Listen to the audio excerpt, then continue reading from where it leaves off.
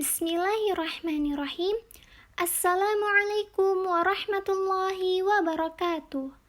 Pada hari ini, kami dari kelompok 3 ingin mempresentasikan mata kuliah Dirasah Ma'wad At-Ta'lim yang bertemakan Maharatul Kalam, yang beranggotakan saya sendiri, Abda Haiki Sahana, Mahmudah, Siti Aisyah, Nurlilah, Sa'idatul Fauziah, Kamalia Az-Zahra, dan Yahana Al-Majudah. Baiklah, sekarang kita memasuki pengertian Maharatul Kalam. Secara terminologi, kalam berasal dari bahasa Arab atau al-kalam yang bermakna perkataan atau ucapan. Secara umum, maharah al-kalam adalah kemampuan mengungkapkan bunyi-bunyi artikulasi atau kata-kata untuk mengekspresikan pikiran berupa ide, pendapat, keinginan, atau perasaan kepada lawan bicara. Selanjutnya adalah tujuan daripada pembelajaran Maharatul Kalam. Yang pertama, agar bisa mengucapkan bunyi-bunyi Arab dengan benar dan intonasi yang tepat. Maksud dari mengucapkan bunyi-bunyi Arab dengan benar seperti kita mampu membedakan antara huruf-huruf yang berdekatan atau kita mampu membedakan mana yang harus dibaca panjang serta mana yang harus dibaca pendek. Sedangkan intonasi yang tepat seperti kita mampu membedakan mana kalimat pertanyaan, mana kalimat pernyataan, atau mana kalimat yang berupa perintah. Dengan kita mengetahuinya, maka kita akan bisa mengaplikasikannya dengan benar, dan orang-orang yang mendengarkan perkataan kita mudah memahami dengan baik. Yang kedua, sebagai sarana untuk berinteraksi dengan penutur lain. Sebelum kita mampu berinteraksi dengan orang lain, maka kita harus mengerti maksud atau tujuan orang lain. Dengan kita terbiasa belajar Maharatul Kalam ini, maka akan lebih mudah memahaminya. Terus yang ketiga, kemudahan dalam berbicara bahasa Arab. Yang keempat, dapat berbicara dengan tepat dan jelas baik dari artikulasi, pelafalan, maupun diksi kalimat-kalimatnya. Seperti kita bisa mengaplikasikan kata yang mudzakkar atau muannas dengan tepat. Seperti muannas untuk perempuan kan, dan mudzakkar untuk laki-laki. Terus yang kelima, mengajarkan untuk bersikap tanggung jawab dalam ucapan, karena setiap kata yang diucapkan telah dipikirkan dengan sungguh-sungguh dan menjauhkan dari sifat mudah bersilat lidah. Yang keenam, membuat pendengaran menjadi lebih kritis. Agar kita mampu berinteraksi dengan baik, maka kita harus mendengarkan dengan baik pula. Terus yang ketujuh atau yang terakhir, membentuk kebiasaan dalam berbahasa Arab yang baik, seperti dalam pemilihan kata atau menyusun suatu kalimat yang indah. Selanjutnya, ruang lingkup dan cakupan materi kalam untuk MTS atau MA. Ruang lingkup pelajaran bahasa Arab di Madrasah Sanawiyah meliputi tema-tema yang berupa wacana, lisan, dan tulisan. Berbentuk paparan atau dialog sederhana tentang identitas diri, kehidupan madrasah, kehidupan keluarga, rumah, hobi, profesi, kegiatan keagamaan, dan lingkungan. Sedangkan di Madrasah Aliyah terdiri atas bahan yang berupa wacana lisan dan tulisan, berbentuk paparan atau dialog tentang perkenalan, kehidupan keluarga, hobi, pekerjaan, kesehatan, fasilitas umum, dan lain-lain. Adapun cakupan materi Maharah al-Kalam. 1. Materi percakapan disebut juga dengan hiwar. Percakapan itu merupakan aktivitas timbal balik antara dua orang atau lebih secara lisan. Bisa terdapat pihak yang menjadi pembicara dan pihak yang sebagai pendengar. Tetapi terjadi interaksi atau pergantian posisi antara pihak-pihak tersebut, sehingga yang terjadi adalah pertukaran informasi dan tanya jawab. 2. Diskusi. Diskusi merupakan aktivitas penyampaian kritik, ide, dan penyelesaian suatu masalah secara lisan. Nah, diskusi ini dilakukan secara berkelompok untuk membahas materi yang menjadi tujuan pembelajaran. 3. Bercerita. Bercerita adalah kegiatan penyampaian fenomena, baik fiksi maupun non-fiksi, yang disampaikan secara lisan. Mungkin itu saja penjelasan dari saya, dan akan dilanjutkan oleh pemateri selanjutnya. Selanjutnya, strategi adalah salah satu diskursus yang sering kali disorot dalam sistem pembelajaran bahasa.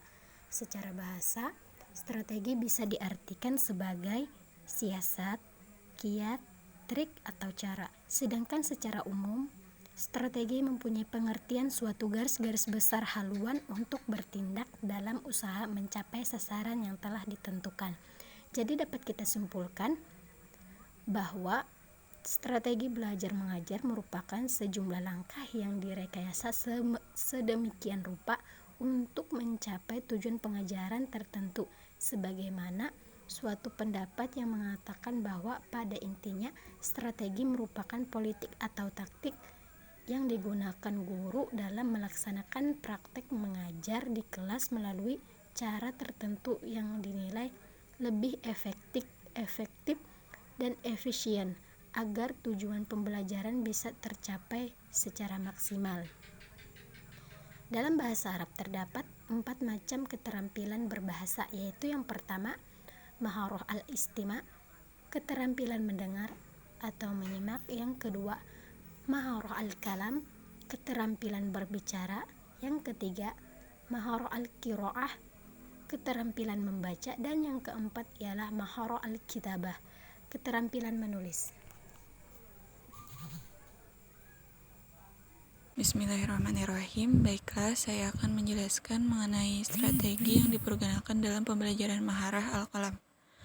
Ada strategi dalam keterampilan berbicara atau maharatul kalam adalah sebagai berikut. Yang pertama ada khibrat musirah, yang kedua ada ta'bir al-ra'isiyah, yang ketiga ada tamtsiliyah, yang keempat ada ta'bir musawwar, yang kelima ada ya'ab daur al-mudarris, yang keenam jidal fa'al. Yang pertama khibrat musirah. Khibrat musirah adalah strategi yang digunakan untuk memotivasi anak didik agar mereka dapat mengungkapkan pengalaman mereka yang pernah mereka alami, yang berkaitan dengan beberapa teks yang akan diajarkan oleh pendidik, dan agar bisa mengajak keterlibatan anak didik dalam melihat pengalaman mereka sejak pertama belajar. Yang kedua, ta'bir al-ra'isiyah. Strategi ini sangat penting bagi anak didik. Strategi ini untuk mengasah keberanian anak didik dalam mengungkapkan bahasa Arab secara spontanitas kreatif. Meski pada awalnya perlu penekanan bagi anak didik untuk berani tampil, namun bila telah terbiasa, ia akan melahirkan iklim yang sangat menyenangkan, di mana anak didik mendapatkan kebebasan berekspresi melalui bahasa mereka sendiri. Yang ketiga, tamtsiliyah. Strategi ini adalah sebuah aktivitas yang membutuhkan kemampuan anak didik dalam mengekspresikan dialek berbahasa Arab fusha dengan fasih dan sesuai makhrajnya, di samping dalam mengeksplorasikan kemampuannya dalam bermain peran dalam berbahasa Arab. Yang keempat, ta'bir musawar. Strategi ini bertujuan agar anak didik dapat menirukan alur yang diceritakan oleh guru dengan cepat. Yang kelima, ya'ab daur al-mudarris. Strategi ini adalah strategi yang sangat tepat untuk mendapatkan partisipasi langsung, baik dari kelas ataupun dari individual anak didik. Yang terakhir, jidal fa'al. Tema kontroversial adalah media berharga, sangat berharga yang dapat yang dapat memotivasi belajar anak didik dan kedalaman pemikiran anak didik dalam menghadirkan argumentasi atau pendapat pengawat pendapatnya, meski mungkin bertentangan dengan keyakinan mereka. Mungkin itu saja yang dapat saya sampaikan dan akan dilanjutkan oleh pemateri selanjutnya. Terima kasih.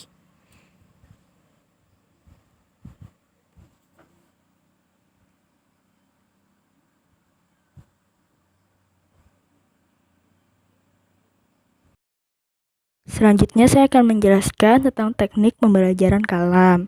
Seperti yang tertulis di PPT, teknik ini terdiri dari 3, yaitu teknik pengajaran tingkat pemula. Tingkat pemula ini terdiri dari ulang ucap. Ulang ucap itu seperti misalnya kita berbicara nanti diucapkan, diulang, ucap, ulang. Kemudian lihat dan ucapkan. Melihat di buku, kemudian kita ucapkan. Model dialog, percakapan sesama murid, tanya jawab, praktek pola kalimat. Nah, nanti disuruh bikin kalimat, pelajari pola-polanya, nanti dipraktekkan depan kelas. Berbagi informasi, melengkapi kalimat, menjawab pertanyaan, dan bertanya. Kemudian untuk teknik pengajaran tingkat menengah itu terdiri dari apa yang akan kamu lakukan. Jadi nanti kan satu-satu ditanyain apa yang akan kamu lakukan, apa komentarmu. Nah, nanti oleh murid dijawab sesuai jawaban masing-masing. Kemudian ada pertanyaan berantai. Ada reka cerita gambar, ya nanti ditampilkan gambar, disuruh ini tokoh dalam gambar sedang apa. Ada bayangkan, ada mendeskripsikan gambar atau hewan. Kemudian buat ikhtisar, buat intisari, pertanyaan menggali, melanjutkan cerita. Nah, nanti kan satu murid membuat cerita ini nanti disambung oleh murid yang lainnya. Cerita berantai, menceritakan kembali, percakapan, dramatisasi, dan bermain peran. Ya, bermain peran itu seperti bermain drama depan kelas. Kemudian untuk teknik pengajaran tingkat lanjut seperti mengarang lisan, berpidato, bercerita, menceritakan peristiwa atau pengalaman berkesan, laporan pandangan mata, misalnya habis jalan-jalan, melihat ini, itu, wawancara, diskusi, beri petunjuk, debat, dan berbicara bebas tentang suatu masalah yang diusulkan. Kemudian selanjutnya metode pembelajaran kalam yang pertama yaitu menggunakan media lagu. Jadi pertama para murid memperhatikan lagu yang ditampilkan oleh guru di LCD sembari menirukan lagu tersebut. Jadi kayak perkenalan lagu pertama. Kemudian para murid itu memperhatikan lagu yang sudah diubah liriknya dengan mendengarkan penjelasan guru atas arti kosakata baru yang terdapat dalam lirik. Kemudian para murid nanti menyiapkan buku tulis, alat tulis, dan melaporkan lirik. Dari sana kan para murid sudah mengetahui kosakata baru. Guru menjelaskan kembali kosakata baru yang terdapat dalam materi. Kemudian para murid itu mengamati materi berbentuk teks yang dapat membantu mereka melaporkan lirik. Para murid juga menjalankan penjelasan guru mengenai lirik lagu yang berkaitan struktur jumlahnya pada lirik. Setelah itu, para murid mempraktekkan lagu bersama-sama dengan gurunya. Setelah praktekkan lagu kan, para murid itu bisa menyampaikan pendapat, pertanyaan, dan saran-saran yang berkaitan dengan lirik. Setelah sesi saran dan berbagi pendapat, para murid dapat praktekkan bersama temannya. Guru mengawasi dari samping dan membenarkan apabila terdapat yang salah. Contoh metode ini bisa menggunakan guru hipidak yang diganti dengan percakapan yang terdapat dalam materi yang sedang dipelajari. Kemudian menggunakan media blog. Pertama, guru itu memberikan tema di dalam media blog. Misalnya temanya nanti promosi pendidikan bahasa, misalnya pentingnya bahasa Arab. Kemudian nanti para murid itu menyusun skenario dan naskah yang sesuai dengan tema dan menentukan tempat di mana mereka akan syuting, di mana video akan diambil. Kalau bisa diberikan batas waktu, sehingga batas waktunya juga jangan terlalu panjang, jangan terlalu pendek, sehingga para murid itu tidak asal-asalan buat videonya. Diharapkan para murid itu menghasilkan video yang bagus lah. Kemudian setelah dikumpulkan kan nanti dievaluasi dan dipilih video paling bagus. Video yang paling bagus tersebut nanti akan dipublikasikan ke media sosial, entah media sosial masing-masing oleh kelompok yang bagus tersebut, ataupun nanti di-upload di media sosial perwakilan sekolah. Hal tersebut untuk menghargai atas kerja keras mereka menghasilkan video yang bagus, dan juga untuk mendorong masyarakat luar lebih mengenal bahasa Arab. Kemudian yang ketiga yaitu talking stick. Talking stick ini menggunakan tongkat panjang. Jadi sebelum permainan dimulai, guru itu akan menjelaskan suatu materi pelajaran. Nanti siswa itu disuruh berdiskusi dulu tersebut. Setelah itu, nanti ditutup kan materinya itu, bukunya itu, segala macam yang berkaitan dengan materi. Nah, nanti guru tuh akan memberi tongkat kepada para murid, dan tongkat itu diputar di sesama murid, dioper antara murid satu dan murid yang lain. Nah, itu bisa juga berurutan, misalnya nanti murid A ditanyain dulu, baru dikasih ke murid B, baru tanyain. Atau bisa juga untuk lebih rame dan gak tertebak, juga nanti diputar lagu. Jadi selama lagu berputar, tongkatnya masih bisa dioper. Tapi kalau misalnya sudah berhenti, nah tongkat yang berhenti di mana itu, nanti murid itu yang akan ditanyakan. Setelah semua siswa dapat kesempatan untuk ditanya jawaban, nanti baru kesimpulan oleh guru dan evaluasi. Metode ini yang talking stick ini, dia itu dapat melatih mental dan keberanian siswa, juga cepat tanggap dalam menghadapi pertanyaan. Sekian penjelasan saya, selanjutnya akan disampaikan oleh teman sekelompok saya yang lain. Terima kasih. Baiklah, nama saya Hanal Majuda. Di sini saya akan menjelaskan tentang metode-metode yang dapat digunakan dalam pembelajaran Maharah Al-Kalam.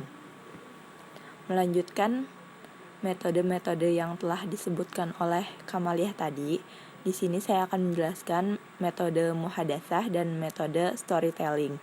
Yang pertama yaitu metode muhadatsah. Dari pengertiannya sendiri, muhadatsah itu merupakan salah satu metode penyajian bahasa dalam pelajaran bahasa Arab yang mana melalui percakapan.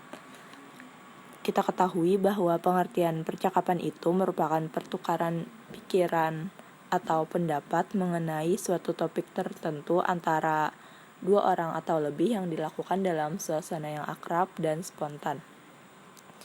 Kemudian, tujuan metode muhadatsah secara sederhananya yaitu agar para peserta didik dapat berkomunikasi secara lisan dengan menggunakan bahasa Arab atau terbiasa menggunakan bahasa Arab dalam percakapan sehari-hari. Kemudian di sini ada tahapan-tahapan keterampilan dalam metode muhadatsah. Yang pertama yaitu pada tingkat pemula, di mana para peserta didik itu terbatas hanya dengan menghafal pola-pola percakapan bahasa Arab. Topik percakapannya pun masih terbatas sesuai dengan di buku. Lalu teknik penyajiannya diawali dengan pengucapan materi oleh guru, kemudian para peserta didik itu menirukannya, memperagakannya, lalu menghafalkannya sebagaimana yang sering kita lakukan biasanya di UPB atau di Sanawiyah dan Aliyah. Kemudian tingkat menengah yaitu topik percakapan lebih luas dan kompleks. Kemudian yang tingkat lanjutan, di mana pengajar itu berfungsi sebagai pengarah percakapan. Contohnya, pengajarnya menentukan tema apa yang digunakan atau dibahas dalam muhadasah pada hari ini. Kemudian, si peserta didik bertugas untuk mengembangkan muhadasah yang akan diperagakannya. Metode selanjutnya adalah metode storytelling. Pengertian storytelling itu sendiri adalah sebuah seni bercerita atau menggambarkan suatu peristiwa yang dilakukan oleh seseorang kepada audiens, yang mana cerita tersebut dinarasikan dengan berbagai macam cara, misalnya dengan cara diceritakan secara langsung, dengan dinyanyikan, dengan gambar, atau di video, dan lain sebagainya. Storytelling ini terbagi kepada dua jenis, yaitu storytelling pendidikan dan fabel. Storytelling pendidikan itu maksudnya adalah sebuah cerita yang berisi tentang pendidikan dalam kehidupan.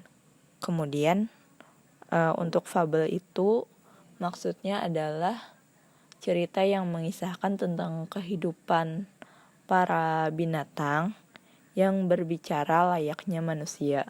Contohnya itu seperti dongeng si kancil. Untuk tujuan storytelling ini antara lain menumbuhkan rasa percaya diri peserta didik, meningkatkan kefasihan berbahasa Arab, membuat proses pembelajaran terkesan lebih menyenangkan dan tidak monoton atau tidak membosankan. Lalu sebagai sarana penanaman nilai-nilai moral dari cerita tersebut yang kemudian dapat diambil pelajarannya oleh peserta didik, melatih daya konsentrasi peserta didik kepada cerita yang diceritakan oleh temannya, mendorong peserta didik untuk mencintai buku dan merangsang minat baca terhadap buku berbahasa Arab. Lalu tahapan-tahapan dalam melakukan metode storytelling yang pertama yaitu persiapan. Sebelum melakukan storytelling, alangkah baiknya seseorang itu pastinya terlebih dahulu menentukan judul cerita apa yang akan dia bawakan untuk teman-temannya. Lalu yang kedua, memperhatikan hal-hal yang menjadi fokus pendengar pada saat storytelling berlangsung. Contohnya itu bagaimana ekspresinya, bagaimana gaya tubuhnya, bagaimana tatapannya, dan lain sebagainya. Dan yang terakhir, ketika storytelling telah berakhir, itu ada baiknya seseorang yang bertugas menceritakan cerita tadi itu melakukan evaluasi. Contohnya dengan menanyakan kepada teman-temannya apa saja intisari dari cerita yang saya bawakan tadi, atau bagaimana nilai moral yang dapat diambil untuk kehidupan sehari-hari dan lain sebagainya. Terima kasih.